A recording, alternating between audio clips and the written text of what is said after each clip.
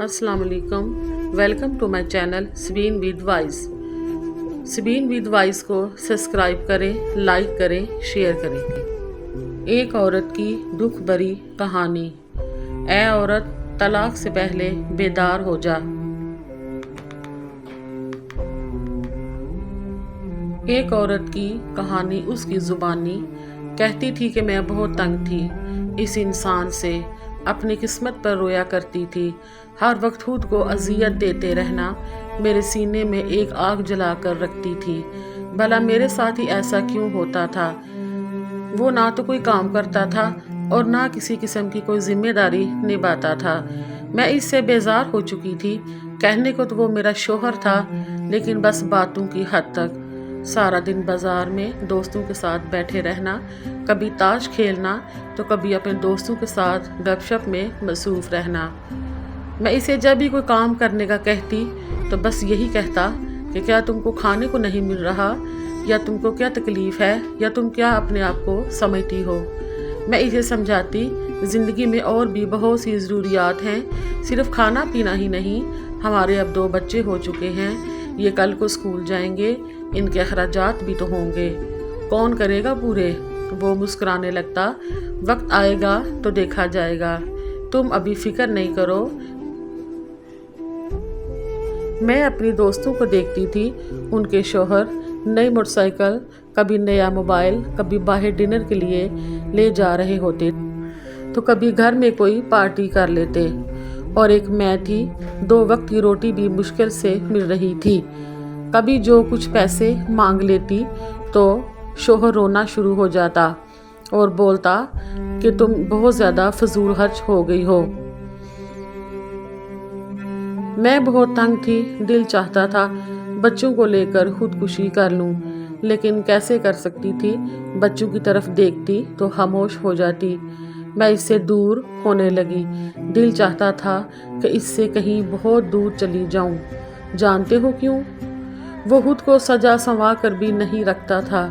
इससे सिगरेट नस्वार की बदबू भी आती थी और मुझे इस बदबू से सख्त नफरत थी। मैं इसे ये सब छोड़ने का कहती तो मेरी बात को झुठला देता। वो घर आता, मुझसे खाना मांगता तो मैं साफ इनकार कर देती। खाना नहीं बनाया, थोड़ा सा बनाया था और बच्चों ने खा लिया। वो शायद ये जानता था कि मैं ये सब जानबूझकर करती हूँ।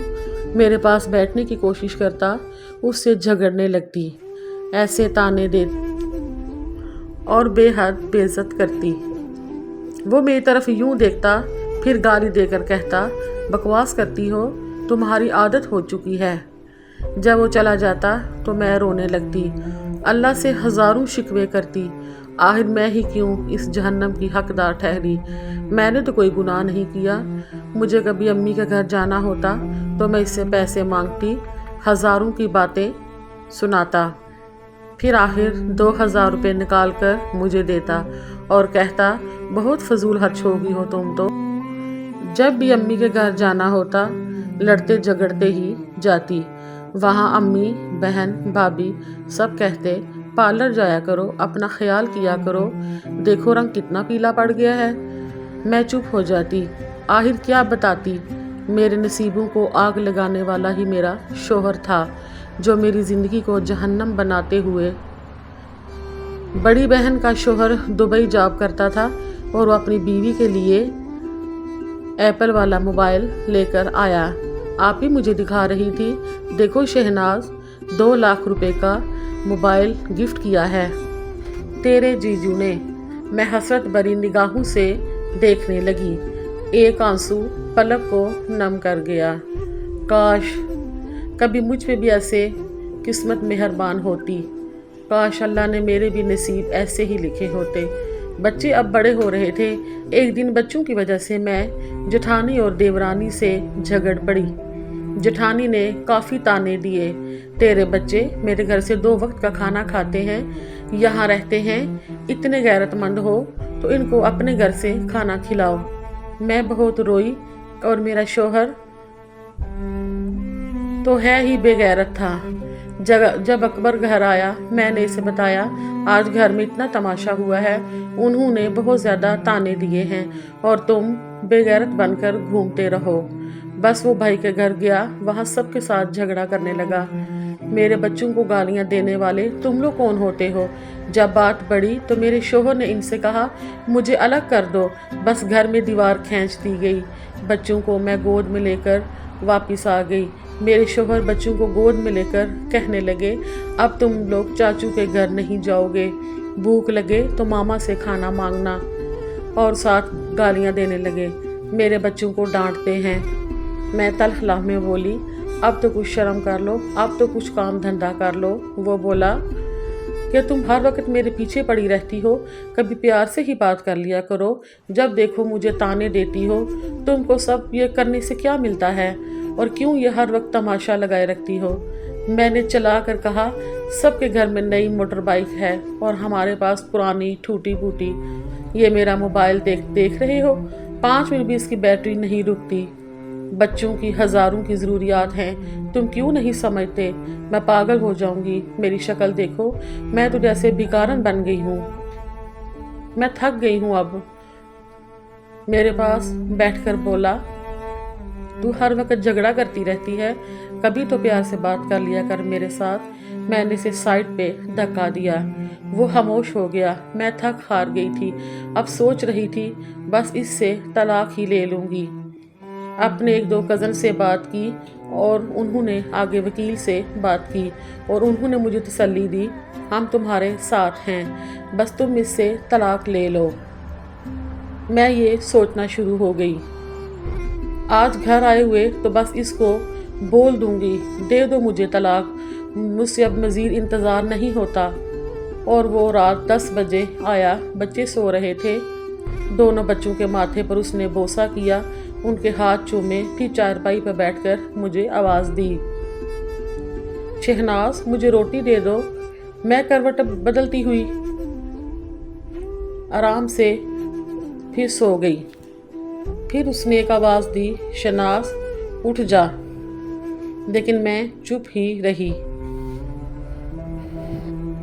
फिर जैसे ही वो मेरे पास आया मैंने अपनी आंखें बंद कर ली। मुझ पर कंबल ओढ़कर बोला थक जाती है सारा दिन किचन में खाना पकाते हुए। और फिर जाकर किचन में खाना देखने लगा। कुछ भी नहीं तो था खाने के लिए। एक प्याली में नमक मिर्च डालकर उसमें थोड़ा सा पानी मिलाकर सूखी रोटी खाने लगा और मैं ये सब देख रही थी। मैं दिल ही दिल में सोचने लगी कुत्ता मरता क्यों नहीं, खाना खाकर सो गया। दूसरे दिन सुबह सुबह हमारा किसी बात पर बहुत ज़्यादा झगड़ा होने लगा।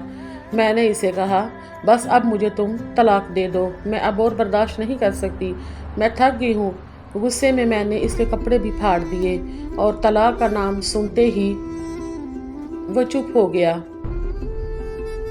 जल्दी से कपड़े चेंज करने लगा, फिर बाइक ली बाहर चला गया। मैंने चला कर कहा अल्लाह करे तू मर जाए, मेरी जान छूट जाए तुमसे।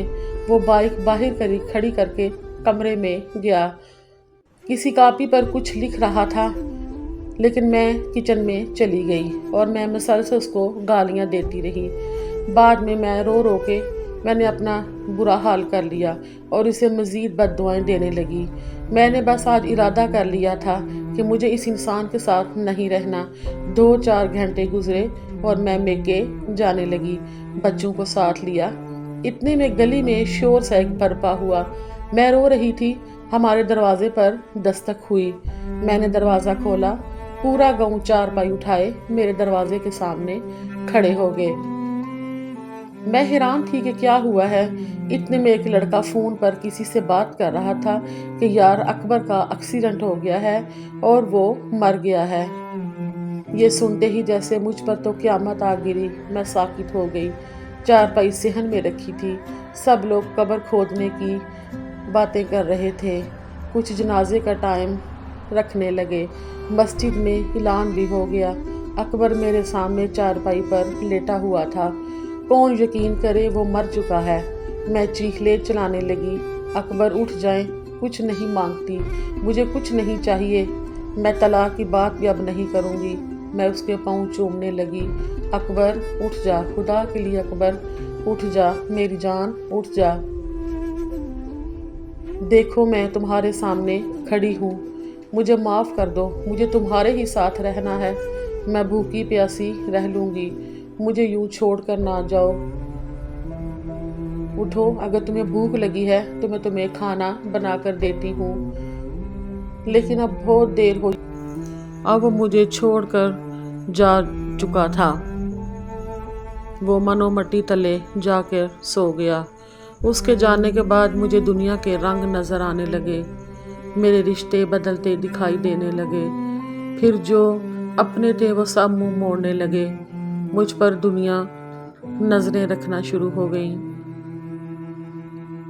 اور سارے مجھ سے دور بھاگنا شروع ہو گئے۔ اب کون میرے بچوں کو آ کر نیند سے جگائے گا اور ان کو چومے گا؟ کون مجھے آواز دے گا؟ کون میرے تلخ لہجے برداشت کرے گا؟ مجھ سے مکان چھین لیا گیا، جو حصہ بنتا تھا وہ بھی کسی نے نہ دیا۔ میں اکبر کے بعد در بدر ٹھوکریں کھانے لگی۔ اب بچے بھی کچھ فرمائش نہیں کرتے تھے، کیونکہ وہ جانتے تھے کہ اب بابا ہمارے نہیں رہے۔ میرے سگے بھائی بھی منہ موڑ گئے تھے۔ میں ان لوگوں کے گھروں میں نوکرانی بن کر کام کرنے لگی۔ ایک دن مجھے اس کی ڈائری ملی جس میں یہ لکھا تھا: شہناز سے شادی کر کے میں بہت خوش ہوں، شہناز سے بہت پیار کرتا ہوں، وہ پاگل ہے، بالکل سمجھتی ہی نہیں، جھگڑتی رہتی ہے۔ دیکھو آج اس نے مجھے کھانا بھی نہیں دیا، وہ کہتی ہے مہنگا موبائل لا کر دو، اسے کیسے لا کر دوں، میں کیسے اس کو بتاؤں؟ آج میرے بچوں کو میرے بھائی نے گالی دی، میں بہت رویا، میرے بچے میری جان ہیں۔ شہناز کو بخار ہے، وہ بیچاری میرے لیے کیا کچھ برداشت کر رہی ہے۔ اللہ نے چاہا تو ہمارے حالات بدل جائیں گے، پھر شہناز کو دنیا کی ہر خوشی دوں گا۔ اب وہ مجھے کھانا نہیں دیتی، مجھے پتہ ہے وہ مجھ سے ناراض ہے، اور آج میں نے نمک مرچ کے ساتھ سوکھی روٹی کھائی ہے۔ آج میری کمر میں اینٹ لگی، بے زخم بہت زیادہ گہرا تھا۔ شہناز کو نہیں بتاؤں گا، پریشان ہو جائے گی، بیچاری ڈاکٹر کے پاس مجھے کس طرح لے کر جائے گی۔ آج مجھے چوٹ بھی لگی ہے اور وہ کہہ رہی ہے کہ تم مجھے طلاق دے دو۔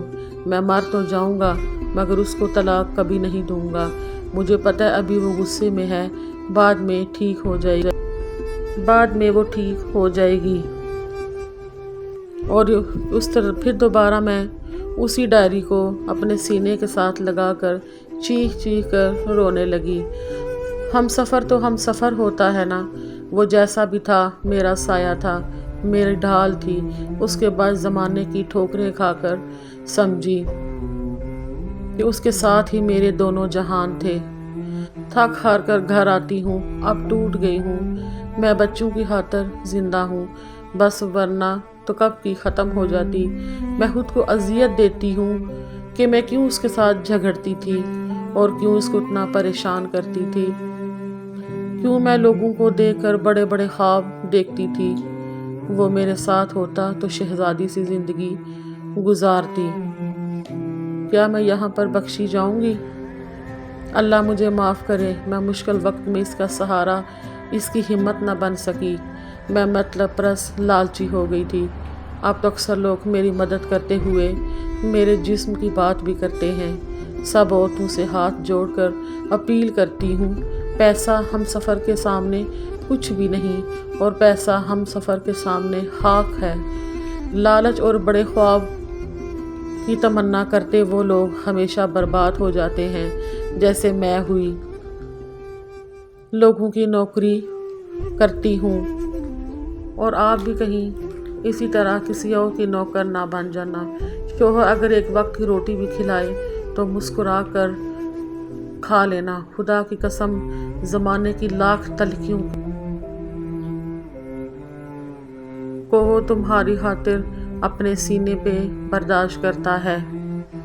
تو یہ تھی میری بہنوں آج کی اس دکھی عورت کی کہانی۔ میں یہ جو آپ کو کہانی سناتی ہوں، یہ کہانی کوئی کتابی نہیں ہوتی، کوئی رسالے کی نہیں ہوتی، یہ ان عورتوں کی آپ بیتی ہوتی ہے جو یہاں پر سناتی ہیں۔ آپ ان کہانی کا درد سمجھیں، اور میں بہت جلدی اپنا واٹس ایپ نمبر مینشن کر دوں گی تاکہ اس واٹس ایپ نمبر پہ